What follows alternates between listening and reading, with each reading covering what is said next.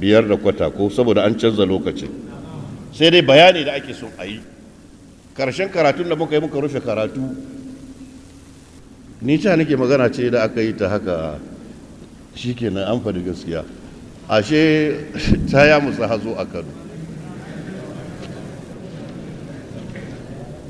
ina zaune da yamma kamar war haka sai ga zonuwa nan an zo min da takarda mala ana ranar alhamis ana gayyatan ka AIG office shike nan na garba na ce to sagiru baban gida ku zo mu tafi da salula karfe 9 muka je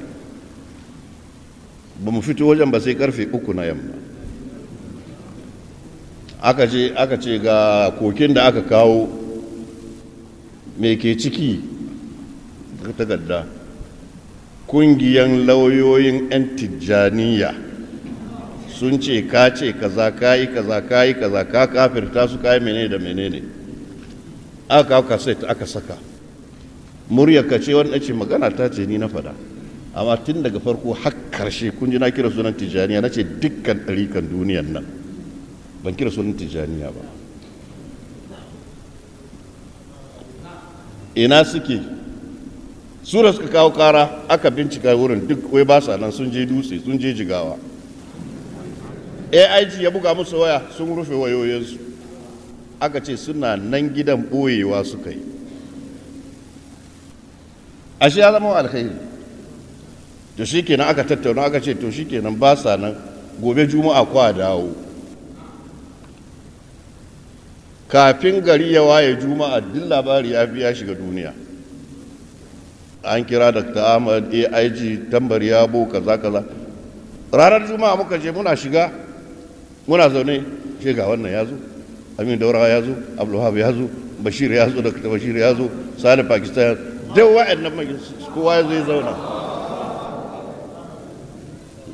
ina lissafi mai mamaki ya aka yi ni sau nake mu gama haka kawai ba sai ga sun to ina masu kara aka kira wasu su ne lauyoyin 'yan tijjaniya aka ce to ina babbanku suka ce ga babbanmu wani yaro ne sunan shi barisa tayyib muhtar to ka tashi ka yi magana sai tashi bismillahir rahmanir rahim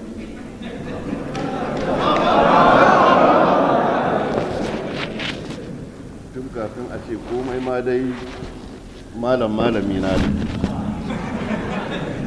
kuma ba karatun university ba har gida nake bin shi wannan magana ta hikima da na yi muku yanzu na ce in ana son a kashe wuta fankan nan ana son a kashe ta makunni ake kashe ta ba za a kashe ta kan wajen mai ba in aka kama farfela zai karya ma hannu ya ce wajen shi na ji ne ban san ma abinda ya sai da na zo nan na ga takardar suna tsaye to ai suka ce su abinda suke so malam dukkan su ai malam ya ce kaza ai malam ya ce kaza sun san ni ubansu ne kuma malamin su ne a cikin tijjaniya kansu kafin barta babu ba tijjani gaba ɗaya Kano da zai ce min ni ban san tijjaniya ba wallahi ƙarya yake na barta shekara 45 kuma ina hana yin ta amma sun san cewa ba wanda ya isa ce ya fi ni saninta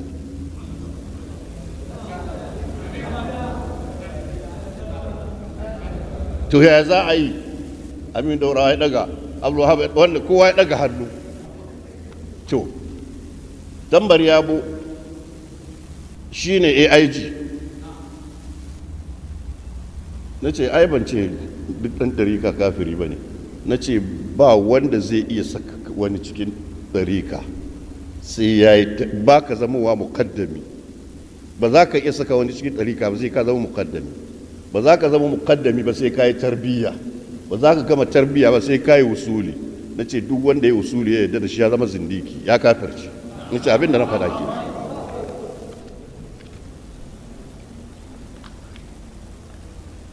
ai in je AIG fa tambar yabo tun kafin ka taho daga garan ka suke yin abin su ba za su daina ba wa'ansu maganganu da kake fada da mummunan niyya ka faɗe su, ya manta da kujeransa. Su lauyoyi ne, in za su kai kara ina ya kamata su kai, sun san kotu ba za su karbi wannan magana ba, don duniya ba kotun da za ta ce an hana ka faɗi albarkacin bakinka, kuma babu kotun da za su je su hada baki su ce a yi kaza. Ashe zuwa suka ce ka wulakanta shi ba abin da zai faru.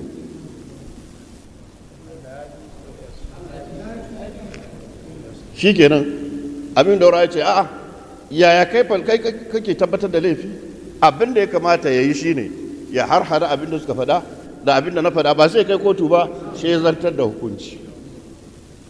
A cikin abin da ya fada, ai cikin magana gashi ka ce da a ce wani abin su aka taba da sun bi ta karkashin kasa sun sayan da za su yi, wannan magana da kai ka fada ya isa ta da Kano, ya isa ta da fitina Kano. Na ce sai da aka kona kotu, aka je aka kona gidan shi Jan Bulo, tukun na faɗi wannan magana. Tun da na faɗi wannan magana har zuwa da muka yi magana ba fitinan da aka taba. Amma shi ya manta lokacin da yake tabbatar da laifi a kaina ba aikin shi bane wannan fa. A gabansu yake cewa maganganun da ka faɗa da mummunan niyya ka faɗa. Na ce ka ce kai kwamishinan 'yan sanda Kano, da ina da rigima da kullum an kawo da gabanka, wannan dai ka yi. Ma'aikatansa 'yan sanda na wurin suka zo sa muna da proof identification clear, ba shi da ni ban ga wani gudu.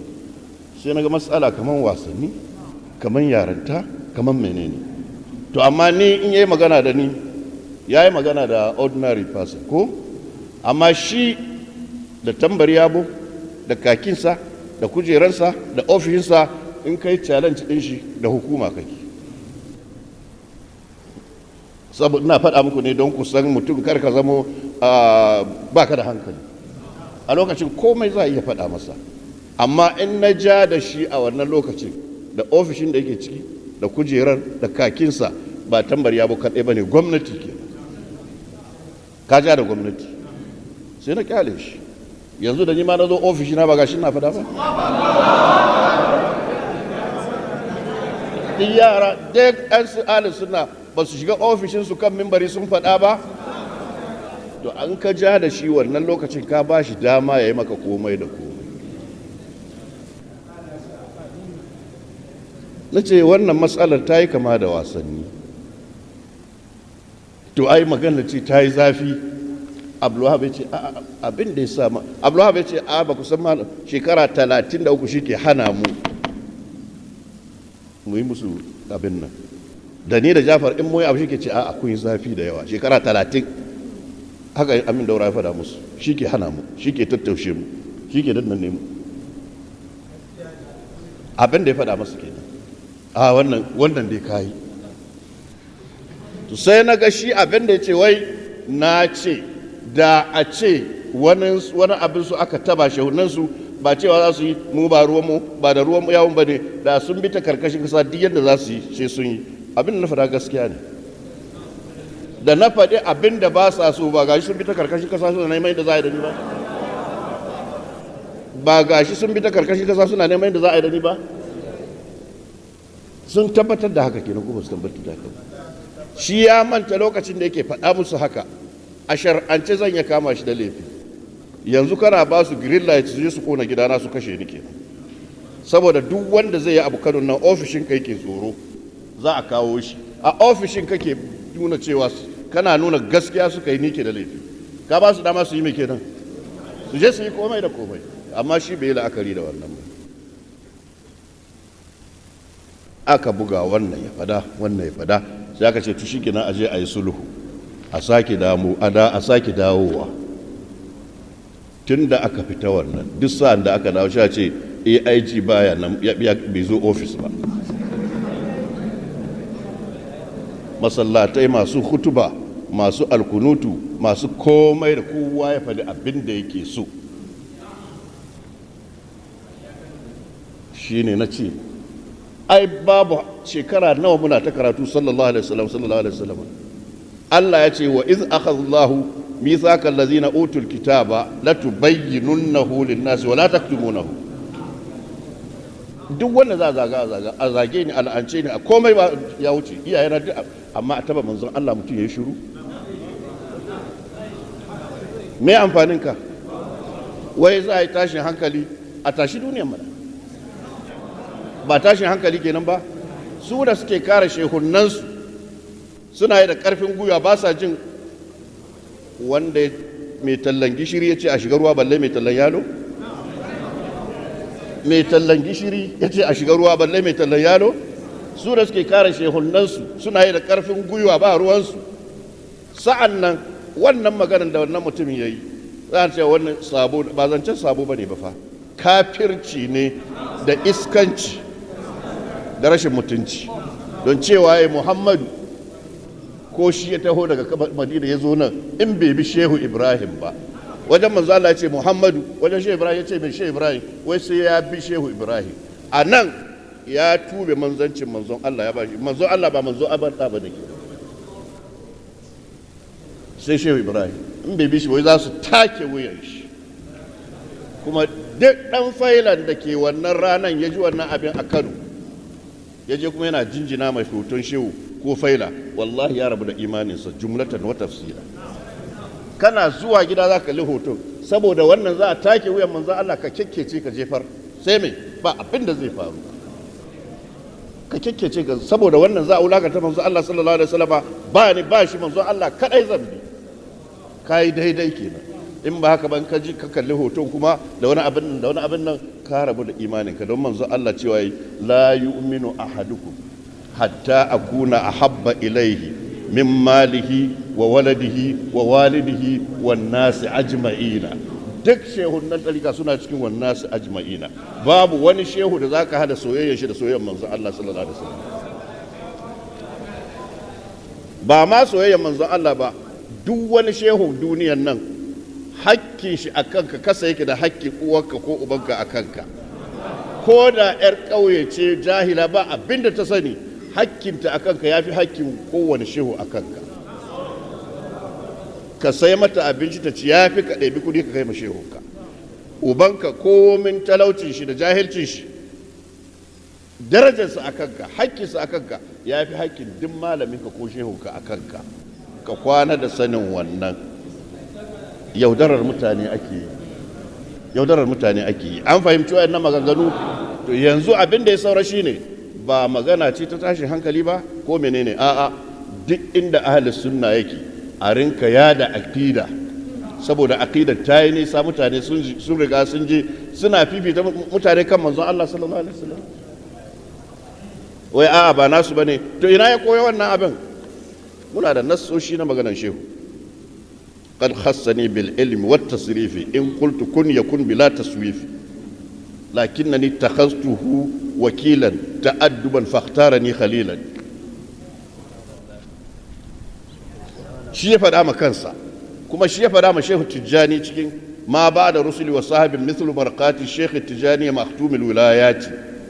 Karshe sai ce min ba'di za mashrabu li Sheikh munkatimu an kulli rusuli wa amlaki samawati. Shehu Tijjani na da wani mashayara na lahira, duk manzannin Allah ba su yi su kai wajen ba, har mala'ikun da ke sama siwal habib, sai dai ya toga cewa manzon Allah sallallahu alaihi wasallam. Amma wajen mallaka wane ne? Mallakansa ce. Min ba'di za mashrabul lishaykh munkatim an kulli mashrabul lishaykh. Allam tufidul milkiya, almalu bi zaid tufidul milkiya, allam tufidul ikhtisas, alhamdulillah mukhtasum bihi. Duk ai amfani da su anan. Min ba'di za mashrabul lishaykh lil milk munkatimun an kulli rusuli wa amlaki samawati. Annabi Nuhu falabisa fihim alf sanatin bi isaba, annabi Ibrahima wa idh tala Ibrahim rabbu bi kalimatin fa atammahunna bi isaba, kaza duk an zubar da su. Sai manzon Allah ne aka togace shi, ba ma mallakan sa bane, togace shi aka yi, za a dan bashi alfarma ne. Nassoshi da ya fada, da aka fada, duk ahli sunna ya san cewa yanzu Kano sunna ta fi karfin a take ta a zauna lafiya. duk wanda ya zo Kano kwamishinan 'yan sanda ne AIG ne IG ne ya san akwai sunna a Kano. Duk kuma wanda Kano ta manzon Allah ce ba ta wani shehu bane, duk wanda isa kuma ya ce ba ta manzon Allah bane ta shehunsa ne zai ridda. Shi yasa ba zance a yi tashin hankali bane ko a yi fada bane ko a yi menene da menene. Tafiya ne yana bukatan abubuwa guda biyu. Duk wanda ya zama na wannan hanya ta zama hanyar neman abincinsa, in za a dago ba wuta wallahi ba ruwan shi sai dai a tafi. Duk wanda kuma ya tashi ya gada a gidansu kakanni da menene ba yadda zai yi shi ya tafi haka da to ba ruwanka da su, ba da su kake ba. Waɗanda ba su san hawa ba su san sauka ba ake batar da su, su ne za ka ciccibo da su ka bayyana musu gaskiya. Insha Allahu in lokaci kuma ya samu za a ƙara yin bayani. Duk tashin hankali ba shi da amfani yanzu. Abu ya fito fili a cikin Kano a ce za a take wuyan manzon Allah sallallahu alaihi wasallam, to sai mu daina karatu me sallallahu alaihi wasallam kullum kenan. akwai wanda ya kama kafa manzo Allah ne sallallahu alaihi wasallam. اللهم اهدنا فيمن هديت وعافنا فيمن عافيت وتولنا فيمن توليت وبارك لنا فيما اعطيت وقنا واصرف عنا شر ما قضيت فانك تقضي ولا يقضى عليك انه لا يذل من واليت ولا يعز من عاديت تبارك ربنا وتعالى وصل